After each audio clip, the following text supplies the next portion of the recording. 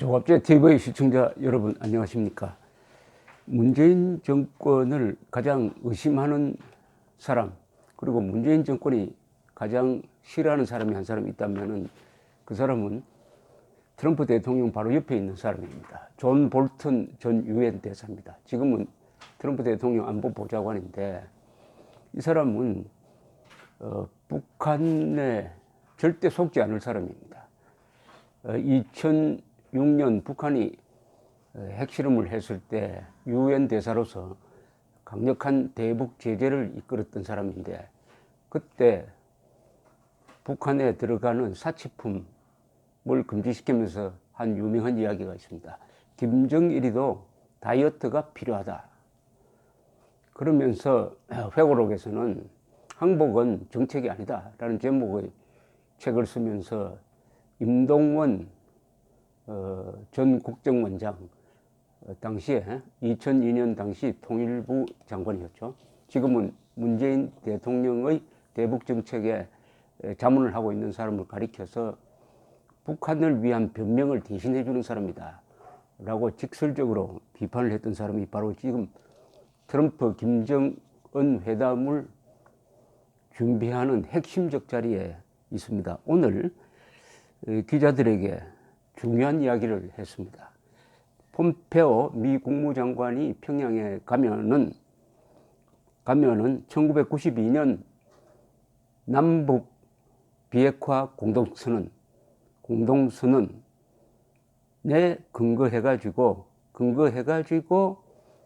북한 당국과 회담에 대한 이야기를 하게 될 것이다. 북한은 이미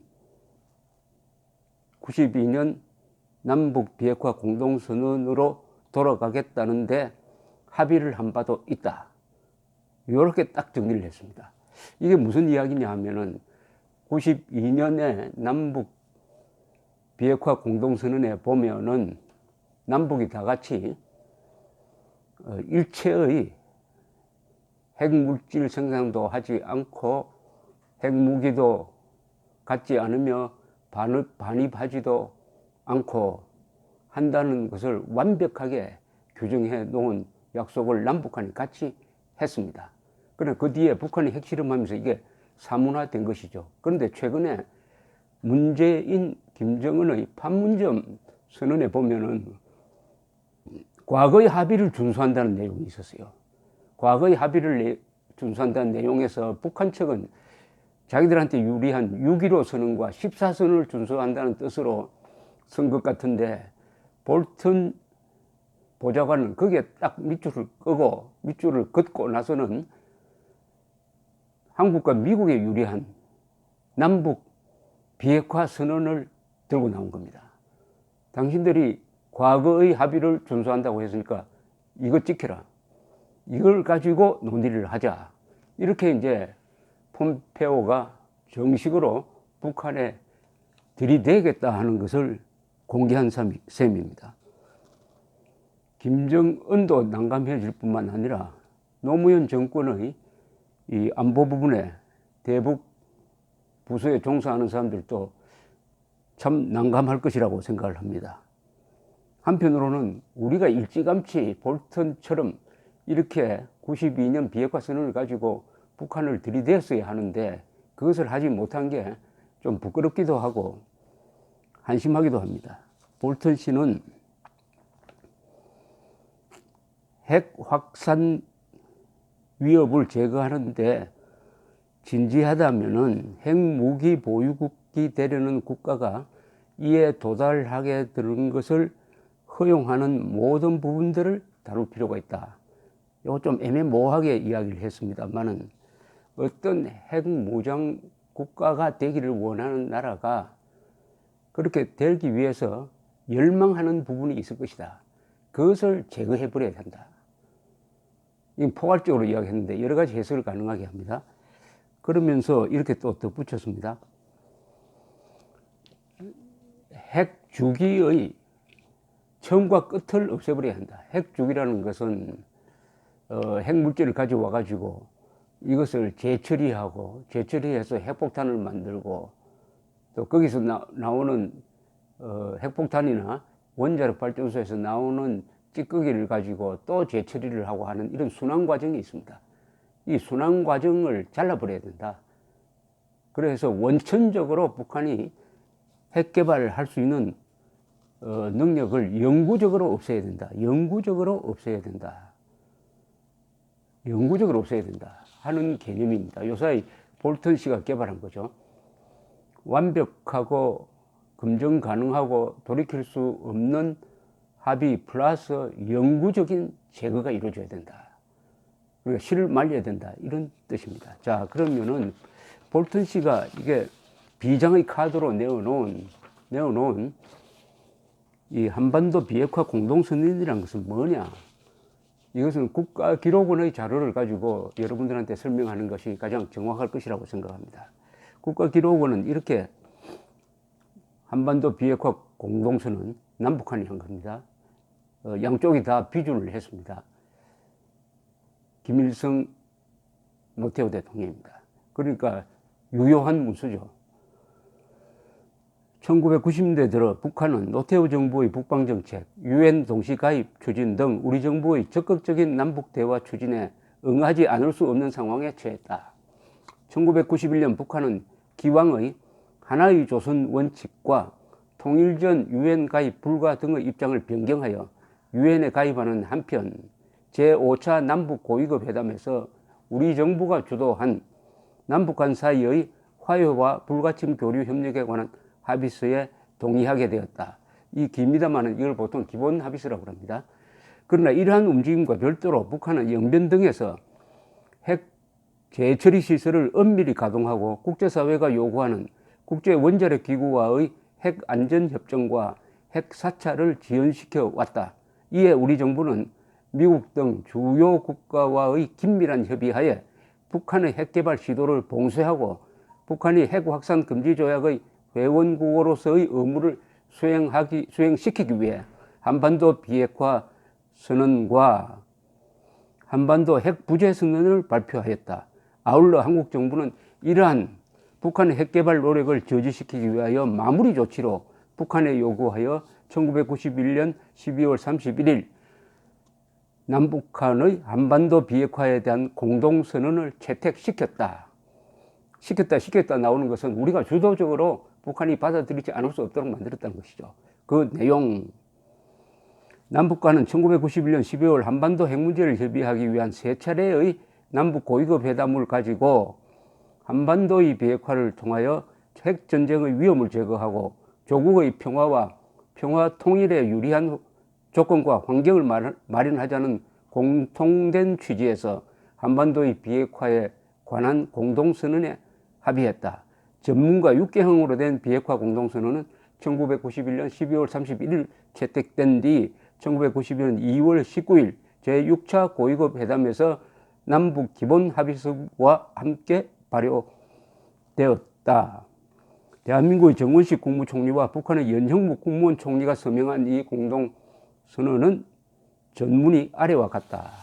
한번 읽어보겠습니다. 남과 북은 한반도를 비핵화함으로써 핵전쟁의 위험을 제거하고 우리나라의 평화와 평화통일에 유리한 조건과 환경을 조성하여 아시아와 세계의 안전에 이바지하기 위하여 다음과 같이 선언한다. 1. 남과 북은 핵무기의 시험, 제조, 생산, 접수, 보유, 저장, 배비, 사용을 하지 아니한다. 이것은 북한이 완전히 무시했습니다. 우리는 이걸 지켰습니다. 지키고 있습니다. 지금도. 2. 남과 북은 핵 에너지를 오직 평화적 목적에만 이용한다. 북한은 이걸 지키지 않았습니다. 우리는 지키고 있습니다. 3. 남과 북은 핵 재처리 시설과 우라늄 농축 시설을 보유하지 아니한다. 북한은 이 조항을 깨고 핵 재처리 시설, 우라늄 농축 시설을 가지고 핵폭탄을 만들었습니다. 우리는 이 약속을 지켰습니다. 4. 남과 북은 한반도의 비핵화를 검증하기 위하여 상대 측이 선정하고 상방이 합의하는 대상들에 대하여 남북 핵통제 공동위원회가 규정하는 절차와 방법으로 사찰을 실시한다. 북한의 겁으로 실시되지 않았습니다. 5. 남과 북은 이 공동선언의 이행을 위하여 공동선언이 발효된 1개월 안에 남북 핵통제 공동위원회를 운영한다. 이것도 지켜지지 않았습니다. 구성되었지만 운영이 중단되었습니다. 처음부터 시작도 못했습니다. 북한이 사찰을 거부했기 때문입니다. 6. 이 공동선언은 남과 북이 각기 발효의 절차를 필요한 절차를 거쳐 그 본문을 교환한 날부터 효력이 발생한다. 여기에 대해서 국가기록원은 이런 해설을 덧붙이고 있습니다. 이 공동선언은 첨예하고도 본질적인 사안인 한반도 핵 문제에 대해 남북한 당사자가 이를 해결하려는 합의문을 채택한 의의와 함께 남북한 사이의 화해와 불가침 교류 협력에 관한 합의서와 함께 통일로 가는 중요한 두 개의 기둥을 세우게 된 것을 의미한다. 이 선언은 북한이 기왕에 주장해오던 한반도 비핵지대화 정책 내용 가운데서 주한미군 철수, 미국의 대한 핵우산 제거, 주변국 보장 등 쟁점 부분을 배제함으로써 사실상 북한으로 하여금 비핵지대화 방안을 철회시킨 것이며 비핵화 검증을 위한 상호 동시 사찰 등 합의사항의 구체적 시행 조치를 남북 핵통제공동위원회에서 협의하도록 하였으며 국제원자력기구와의 핵안전협정 서명과 국제 핵사찰을 수용케 하는 계기로 작용하였다. 즉 한국이 주도해서 북한이 아주 어려울 때 동구 공산권이 붕괴되고 중국 그리고 소련이 한국과 수교하는 과정 속에서 우리가 주도권을 잡고 만들어낸 우리의 매우 유리한 내용입니다. 여기 보면은 조선반도의 비핵화, 한미동맹 해체를 의미하는 그 요구사항이 여기 전혀 반영되지 않았습니다. 오로지 남북이 핵개발하지 않는다, 핵무장하지 않는다만 중점적으로 강조를 했습니다. 그런데 북한은 이것을 깼습니다. 그래서 한국에서도 왜 이 신료선언을 하지 않느냐고 정부에 들이대면은 정부 쪽에서는 아니다, 이걸 살려놓았다가 언젠가는 김정은한테 들이댈 때가 올 것이다 라고 생각을 했던 것입니다. 그렇게 대답을 했는데 문재인 정부가 들어서고 나서는 북한한테 한 번도 92년 비핵화 선언을 지키라는 이야기를 하지 않았습니다. 이번 판문점 선언에도 그 이야기가 맨 처음 들어갔어야 됐습니다. 남북이 92년에 합의한 비핵화 약속을 지키기로 했다고 하면 끝납니다. 다른 이야기 할 필요 없어요. 그러면은 북한이 완전한 핵 폐기를 하겠다는 약속을 재다짐하는 것이기 때문입니다. 그러나 한 번도 언급하지 않고 넘어갔습니다. 북한은 이것이 언급되는 것을 매우 싫어하는데 볼턴 씨가 이것을 딱 끄집어 올라가지고 당신들이 약속했으니까 이대로 하자. 여기에는 주한미군, 한미동맹 문제는 절대 없다. 북한이 약속한 이 의무를 다 하라. 라고 이제 폼페이오 국무장관이 오늘 김정은을 만나면 그렇게 이야기하게 될 것입니다. 문제는 여기에 김정은이 어떤 반응을 보이느냐는 것이죠. 논리적으로는, 법리적으로는 피해 나갈 구멍은 없습니다. 법리적으로 약속을 지켜야 되니까. 그러나 이걸 받아들이면은 김정은은 완전히 항복하는 꼴이 되죠. 이 외교도 논리가 있어야 됩니다. 논리. 그런데 역시 북한을 잘 아는 전문가답게 볼턴이 기가 막힌 논리를 하나 비장의 카드로 가지고 있다가 드디어 들이댔습니다. 문제는 김정은이가 어떻게 나올 거냐. 두 번째는 문재인 정부가 어떻게 나올 거냐입니다.